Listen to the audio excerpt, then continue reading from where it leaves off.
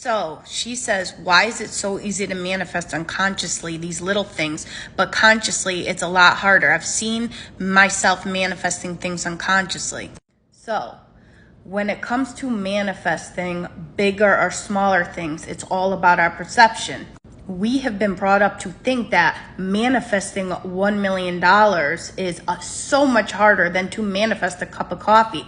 But the fact of the matter is, it's the exact same process for everything. Now, what makes it more difficult is our belief system. So if you believe that money is hard to come by, that manifesting money is so difficult for you to do, that there's no way that you can manifest money, then that's going to be true for you. But when it comes to coffee, you don't have resistance about it. You don't really think, oh my gosh, how am I going to get this coffee? It's going to be so difficult for me to manifest coffee. No, you don't do that.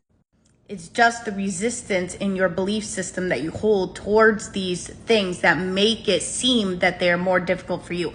But to manifest the larger things, you just have to step into that state of yourself who has that money now, or who has that house now, or who has that car now. And you stick to the script. You stick and talk to yourself all day long as that version of you who has what they want now.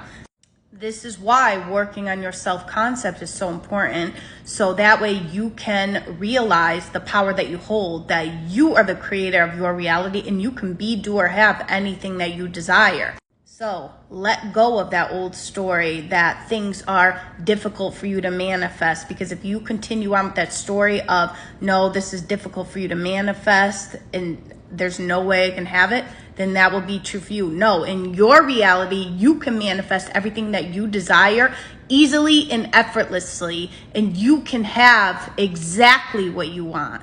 And you persist in that story until you get exactly what you want in your 3D reality. Follow me for more tips.